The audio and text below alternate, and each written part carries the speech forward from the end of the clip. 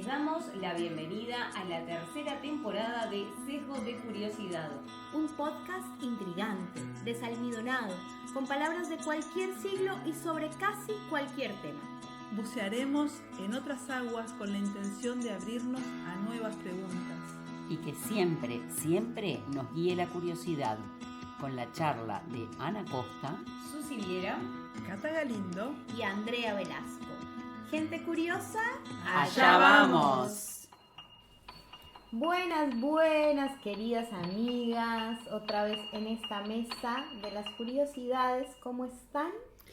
Muy bien, por suerte. ¿Ustedes? ¿El resto cómo andan? Bien de bien. muy bien, deseosas de, grabar un nuevo episodio. Qué lindo. Bueno, pues acá estamos. Y yo hoy vengo con una curiosidad sobre el color blanco. Opa, ¿y qué será lo que querés saber, Cata, sobre el blanco? Bueno, pues en realidad, Susi, esta duda surge de un día en la Rambla con mi querida Ana, que salimos a montar bici, y nos sentamos ahí a mirar el mar y las rocas, y vieron las hermosas garzas que siempre adornan la Rambla montevideana. Bueno, empezamos a preguntarnos por qué o cómo pasa esto de que en la naturaleza las cosas blancas se mantienen siempre tan blancas, ¿no? Veíamos estas garzas ahí entre las rocas, lleno de lodo al lado del agua, y el blanco era absolutamente brillante. Y nosotras con un pantalón blanco ahí mismo no nos va a durar radiante ni 5 minutos, ¿estamos de acuerdo? Bien, bueno, yo lo que te puedo decir, o lo poco que sé sobre los colores y el blanco y la luz, es que en el modelo de la luz, que se llama aditivo porque suma, el blanco es la suma del rojo, del azul y del verde. En cambio, en los objetos, o en este caso, como tú te referías a las plumas de las garzas, el modelo se llama sustractivo, y es porque en realidad el cian, el magenta y el amarillo, que serían los que formarían los colores, sumados dan el negro. Entonces esto en realidad lo que hace es que los objetos no absorben la luz, sino que la reflejan, y entonces lo que vemos es blanco. O sea, viene siendo como una ilusión óptica. Es como una ilusión óptica. Porque ahí ya entramos en otro tema de todo lo que es los colores que vemos, ¿no? ¿Por qué los daltónicos ven otro tipo de cosas? Si el rojo que estamos viendo las dos es el mismo rojo, si el blanco ese es tan blanco como que tal. Yo creo que ahí lo que sucede con tus pantalones es que se agarran rosa enseguida, porque la ropa blanca se ensucia mucho más fácilmente que otros colores de la ropa, ¿no? Entonces ahí, da para otra cantidad de cosas pensar. Sí, vos sabés que ahora que estás comentando eso, Susi, el otro día estaba leyendo a una profesora de letras de la Universidad de Valladolid, se llama María Ángeles Sastre, que hablaba justamente de eso, del tema de los colores. Vieron que acá nosotros, acá me refiero en Uruguay y el Río de la Plata, Argentina, utilizamos o decimos habitualmente que el color blanco o los colores claritos son colores sufridos. Entonces ella, como buena docente de letras, empezó a investigar, porque tiene conocidos uruguayos, en donde había escuchado esa expresión y empezó a buscar las distintas acepciones que hay entre cómo usamos la palabra acá en el Río de la Plata y cómo se usa en España. Y según la Real Academia Española, ella, como se designa a la palabra sufrido, que sí se le da una connotación a los colores, dice que, dicho de otra cosa, especialmente de un color, que no se deteriora o no parece deteriorarse o ensuciarse con el uso. Ah, lo contrario. ¿Sabes que yo conocía un poco más la acepción de color sufrido como eso? Como comprarte una campera gris o negra para que se disimulara la suciedad. Claro, y ahí en España se utiliza con esa acepción de que en realidad se le llaman sufrido a aquellos colores que resisten, que no se decolorean tan rápidamente, y en nosotros a que ese sufrido color sufre porque porque claro, que nunca va a ser blanco, no va a ser cremita, no va a ser beige. Yo lo conocía como medio antiguo. Me parece que cuando éramos niñas Claro. Mi madre decía, ay, vamos a ponernos esto que es más sufrido porque aguantábamos la mugre. Sí, claro, bueno, yo lo conocía al revés. con las prendas blancas. Bueno, ¿qué color también? Sí, y claro. cómo dentro de acá de nuestro país es que se dan divinas. esas dos acepciones. Vestirse de blanco es divino, lo que pasa es que siempre hay que aguantar ese del blanco. Que lavar mucho más seguido, ¿no? Sí, tal cual. Y bueno, me hacía acordar, ahora que mencionabas el tema de los colores y demás, y también como uno siempre recurre al blanco. Por ejemplo, no sé, vas a pintar las paredes de tu casa y siempre vas al blanco porque te ilumina de otra manera, porque como bien lo contaste vos, te agranda el espacio, pero yo no sé el blanco si podemos contarlo para todo momento. ¿A ustedes les gusta, por ejemplo, el tema de que haya mucho blanco en las paredes, en muros, en la vida en general? A mí sí. En la casa sí, me gustan las paredes blancas y con golpes de color, con láminas y fotos de color. Pero en el espacio público a mí me gusta que las paredes hablen, amigas. Saben que hace casi un año mis sobrinos me preguntaron si yo considero que el graffiti es un arte y les dije que sí. Y me acordé de un graffiti que me encantaba cuando yo era adolescente, que tenía una frase que decía: el sol pinta bien cuando tu cabeza está bien. Ese día, que mi sobrino ahí, que tenía 11 años, quedó cautivado con otra frase de un graffiti que decía: tus dramas también morirán. Qué lindo. Tenés razón, Ana, ahora con esto de las frases, porque cuando hablaste de graffiti yo me imaginé los grafitis más actuales, que son como figuras, nombres, pero hubo toda una época ahí por la década de los 90, los 80, que se reestilaba pintar frases en las paredes. Y a mí me viene a la cabeza esa frase que dijo Victoria Díez, una de las teresianas españolas, que cuando la llevaban a fusilar dijo: vamos compañeras que la vida puede más.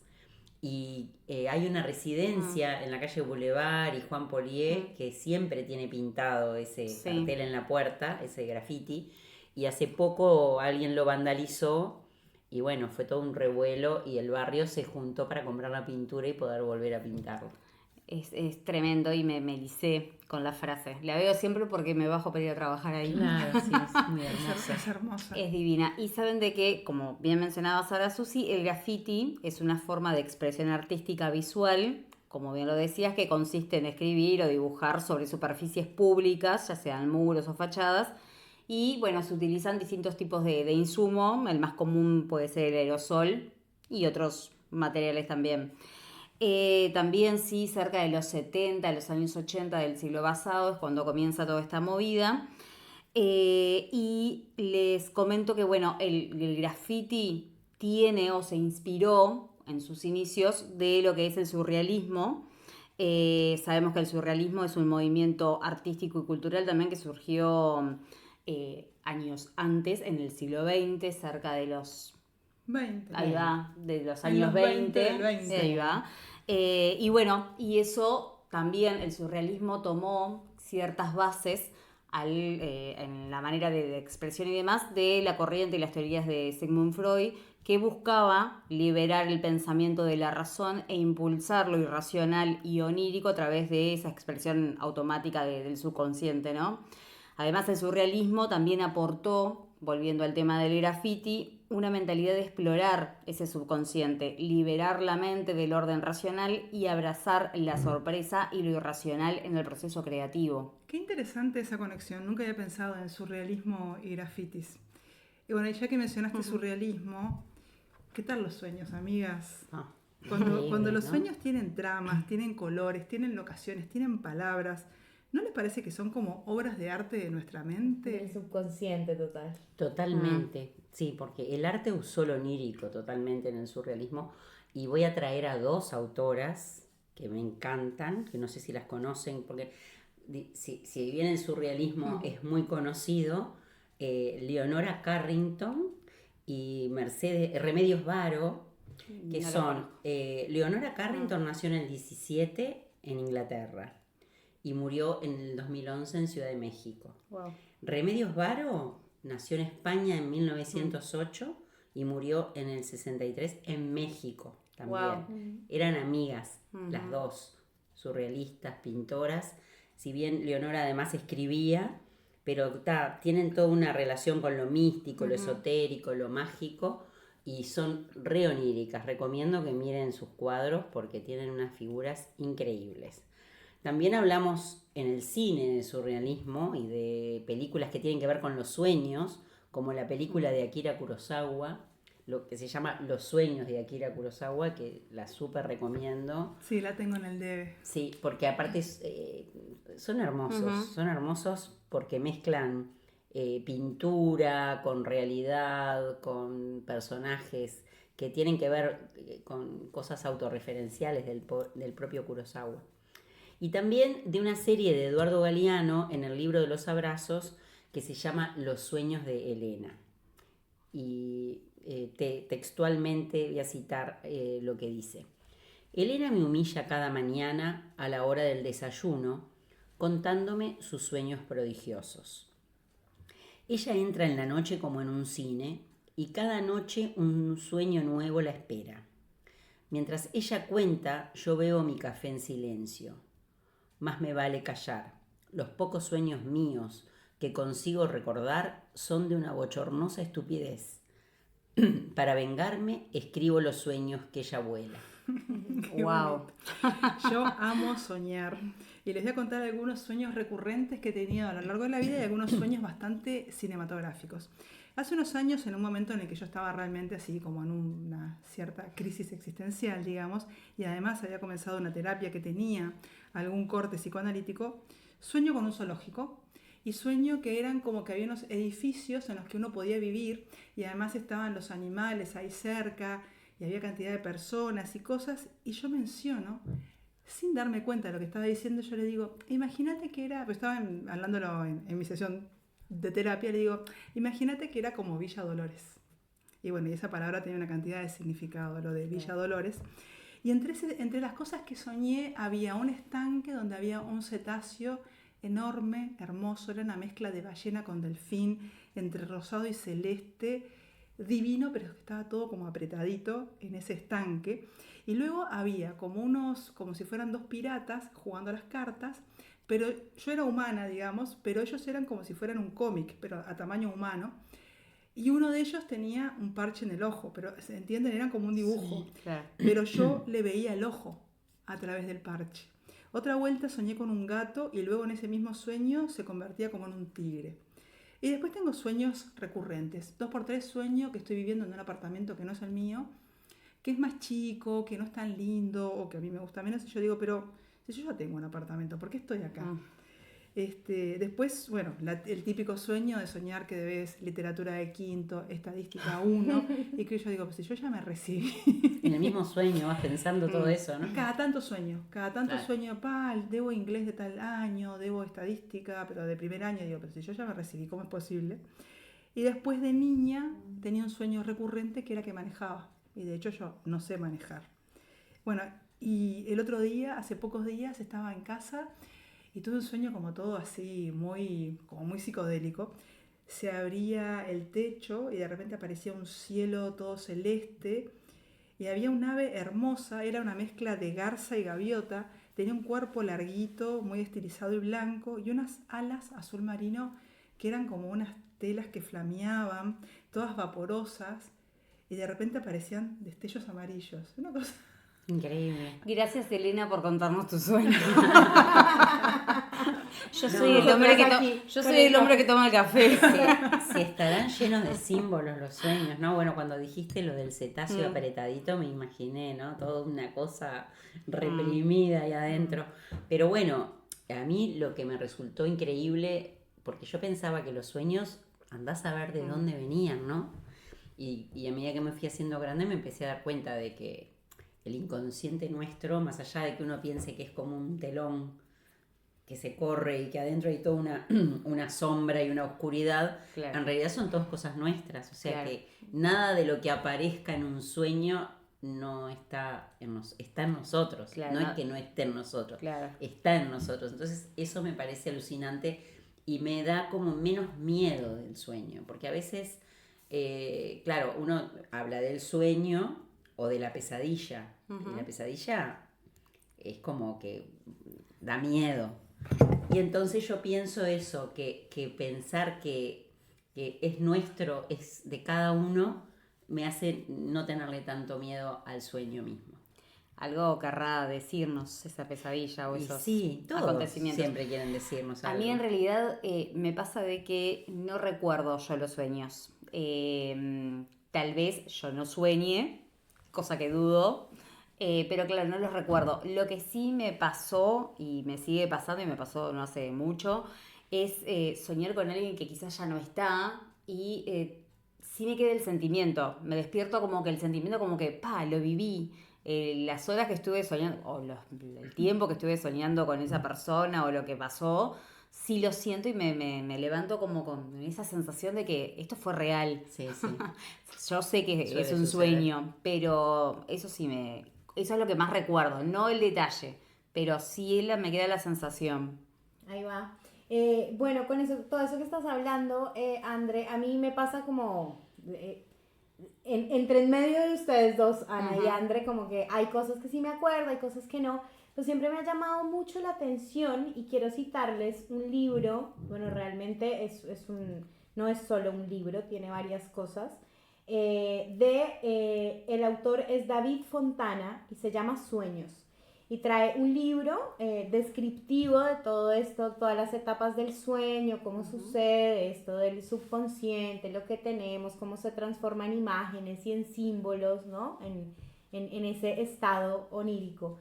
Y hablan de algo que a mí me llamó mucho la atención y es de que hay realmente técnicas para uno recordar los sueños, ¿no? Esto es algo que también uno lo puede ir incorporando y practicando, ¿no? Es algo que se practica y se puede llegar a hacer.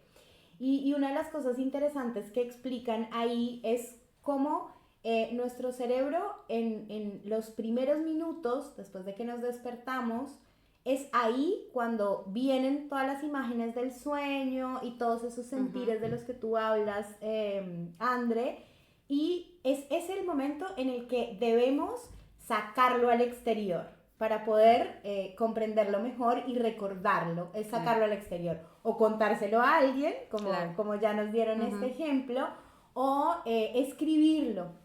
Y en este kit que les digo, que tiene un libro también, que es un diario de sueños, para irlo registrando, da una idea muy, muy linda, como de unas claves para poder escribir como eso que viene ahí de nuestro inconsciente. Y plantea las claves del sueño, como que fue clave en eso que soñamos esa noche, el estado anímico, qué estado anímico había en el sueño como tal, qué arquetipos oníricos o qué símbolos vimos en ese sueño y qué sensaciones tuvimos al despertar de ese sueño, ¿no? Y plantea como hacer una conexión entre todos estos puntos y bueno, y como también obviamente que hay un montón de literatura que lleva a explicar qué simbología hay, si soñaste con una serpiente, pero si la serpiente era amigable contigo o al contrario te atacaba, como que cada cosa tiene como todo un significado y una simbología que está genial. Y bueno, ese libro está muy bueno, lo recomiendo. Trae hasta tarjetas con unas ilustraciones espectaculares. Voy a tomar en cuenta esas técnicas y bueno, voy a comprarme un cuadernillo nada más para anotar los sueños. Amigas, ¿y a dónde van a parar los sueños? Los sueños, ¿a dónde irán a parar? Son como láminas, ¿no? Para mí los sueños son como laminitas que uno va coleccionando. Y esa pregunta me hace pensar en un libro que leí hace un tiempo que se llama La historia sin fin de Michael Ende. ¿Lo conocen? Sí. Una belleza. Bueno, hay un momento en el que el protagonista, que se llama Bastian, llega a una cueva muy profunda, escondida bajo la tierra. Allí encuentra que vive un personaje solitario y muy misterioso llamado Yor, que es un minero ciego. Pero Yor no busca ni oro ni piedras preciosas. ¿Y qué estaría buscando entonces? Bueno, pues él excava en la oscuridad para encontrar sueños olvidados. Cada sueño está guardado en una lámina de vidrio como una imagen frágil que alguna vez nació de la mente de alguien y luego fue olvidada. Yor los cuida en silencio, sin verlos, pero sintiéndolos, porque aunque una persona haya olvidado su sueño, ese sueño sigue existiendo en algún lugar.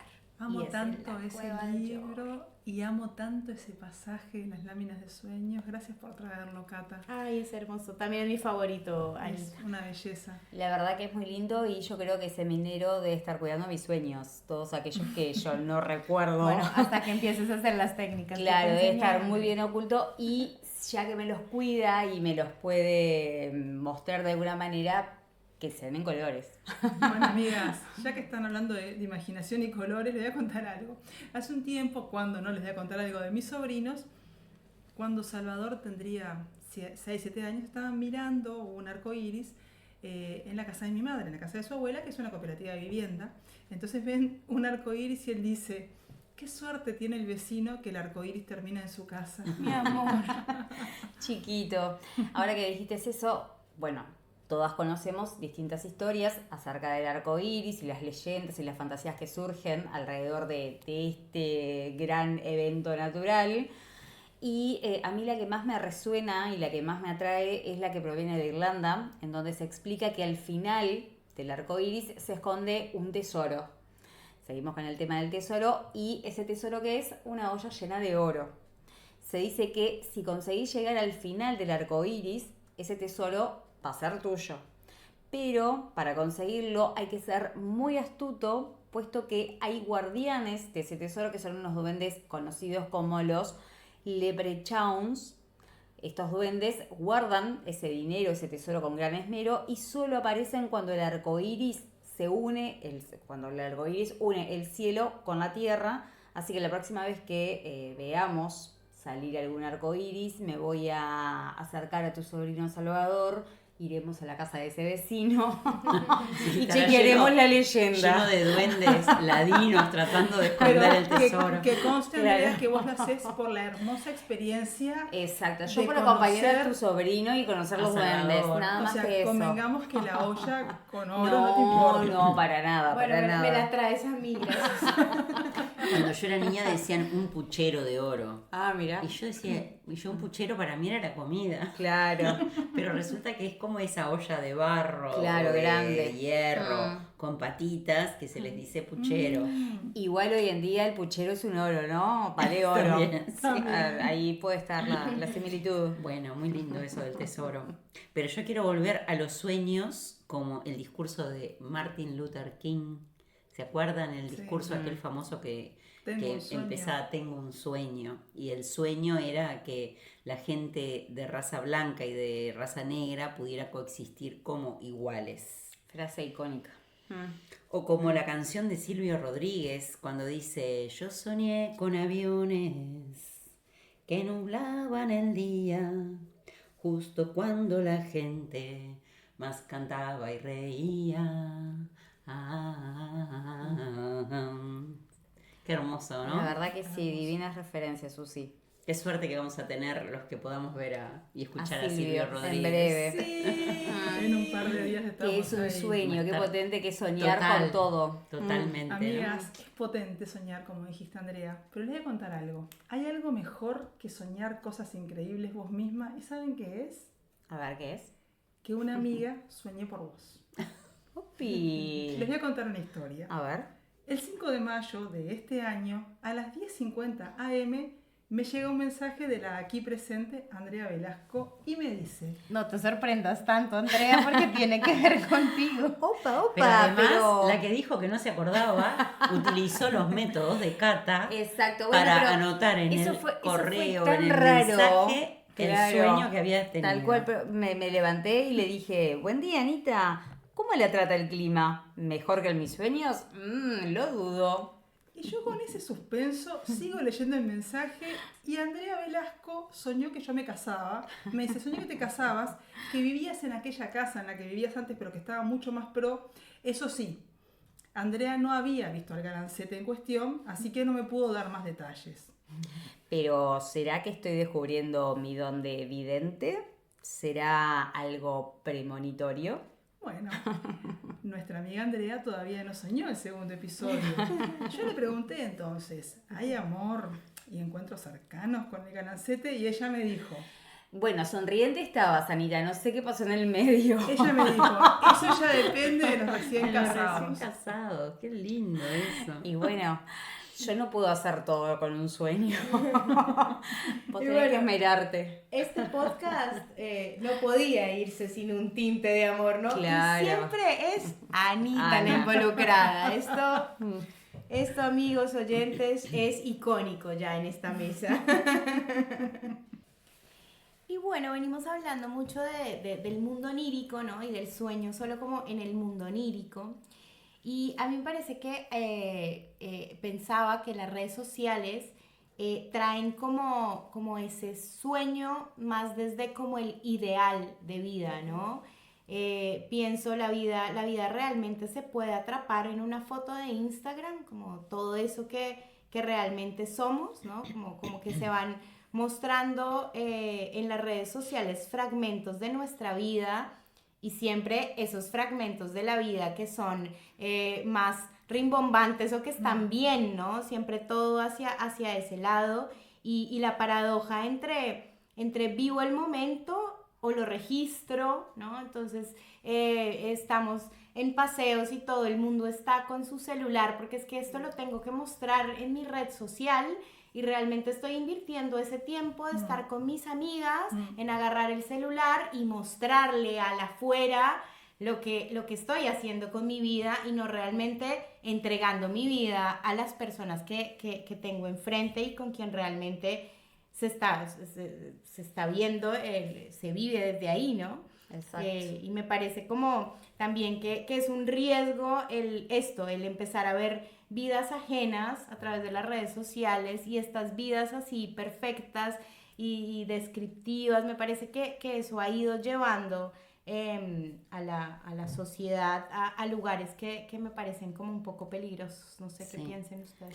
Bueno, a mí me hiciste acordar que yo vi hace poquito una película que se llama La Sustancia y el planteo de la película, si bien al final creo que el final no está bien resuelto, el planteo es de eso, de la imagen hacia afuera, es de una mujer que no se resigna a envejecer y le plantean esto de tomar una sustancia para tener como otra vida joven, o sea, se desdobla como en dos personas y la joven empieza como a vivir, cada una tiene una semana de vida, pero la joven como que se la empieza como a fagocitar, pero lo increíble es cuando ella, la más veterana, se ve en un cuadro enorme que tiene en la casa joven, que me hizo acordar totalmente al retrato de Dorian Gray de Oscar Wilde, Sí. porque es como eso, ¿no? El pacto con el diablo tal cual, de querer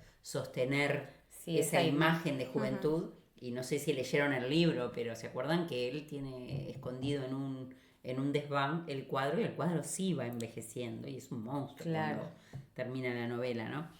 Nada, eso, me parece que un poco las redes sociales han entrado en esa historia, ¿no? De mostrar lo perfecto, lo joven, lo fashion. Y todos esos filtros también que hay ahora, que no solo es eso, muestro la perfección, sino una cosa que no existe, porque realmente mi cara no es esa, el color de mi piel no es esa, los ojos míos tienen las arruguitas que ya no están en esas imágenes, ¿no? En este caso, a mí me llamó pila la atención y después me puse un poco a investigar, porque la misma actriz que hace de protagonista, que es Demi Moore, ella se ha hecho un montón de cosas en su cuerpo y ella misma reflexiona después de todo lo que se hizo para poder seguir estando en el ruedo, digamos, de actuar.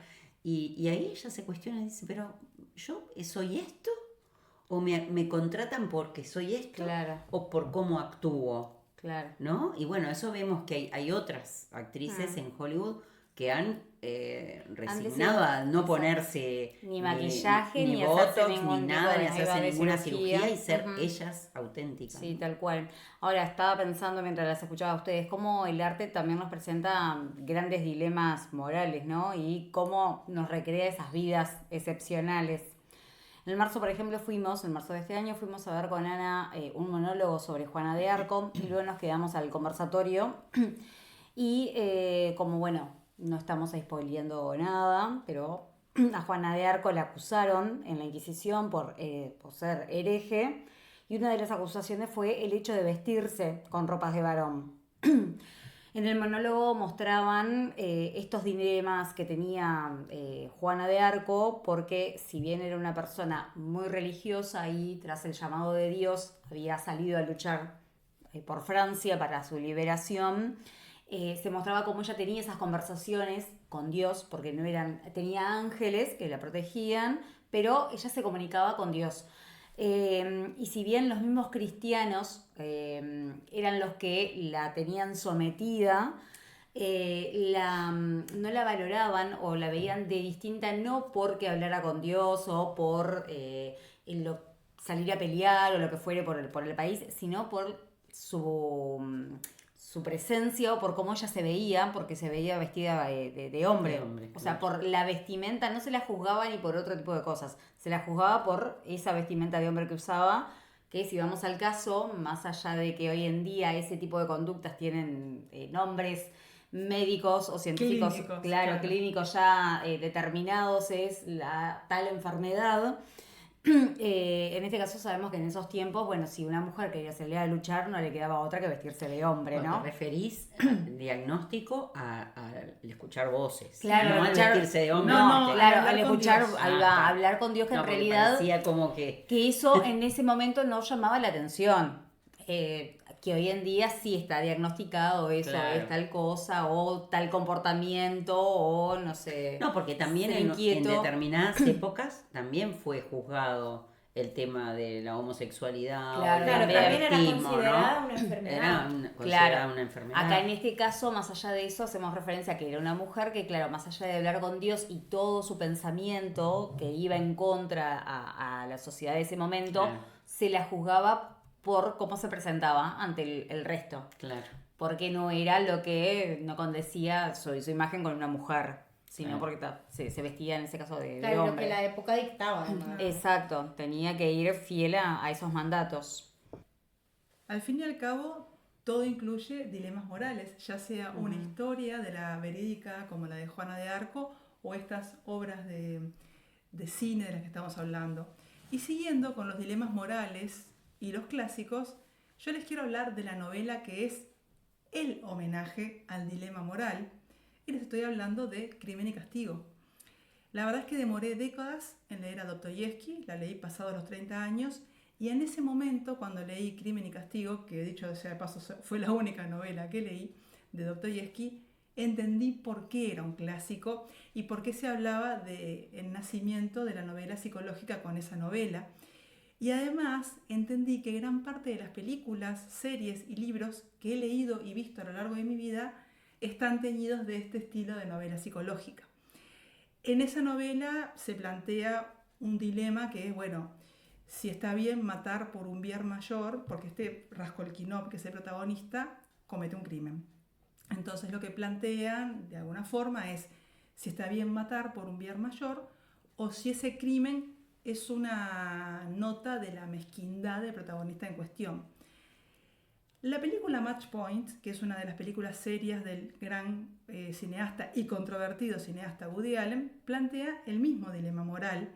Yo la primera vez que la vi, Match Point, no había leído Crimen y Castigo. Cuando leí Crimen y Castigo yo dije, pero escúchame, Match Point tiene claras referencias a esta novela. La volví a ver la película y ustedes saben que hay una escena en la que hacen un paneo y muestran sobre la mesa de luz del protagonista que estaba leyendo un libro. Adivinen qué libro estaba leyendo el protagonista. Crimen y Castigo. Exactamente. Qué buena es historia. correcto. Eres muy observadora, Ana. Qué bien. Bueno, ahí Brutal, pudo unir las referencias. Claro. Y me hizo acordar a esto de Maquiavelo, ¿no? El fin justifica los medios también, como Y que plantea habría algo así. una cosa medio así, Claro. filosófica. Y algo similar, bueno, estamos acostumbrados a ver todo el tiempo, son en Los Culebrones, la clásica tragedia griega, ¿no?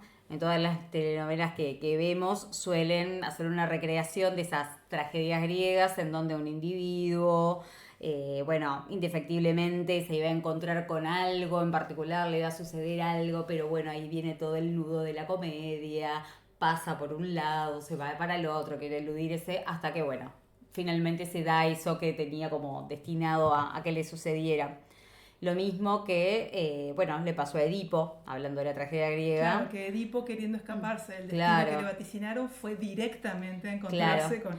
Y en las telenovelas pasa igual. Pasa lo mismo, exacto, das vueltas, pero bueno, lo que tenés que, la moira, como dicen los griegos, lo que tenés destinado se va a cumplir, te va a suceder.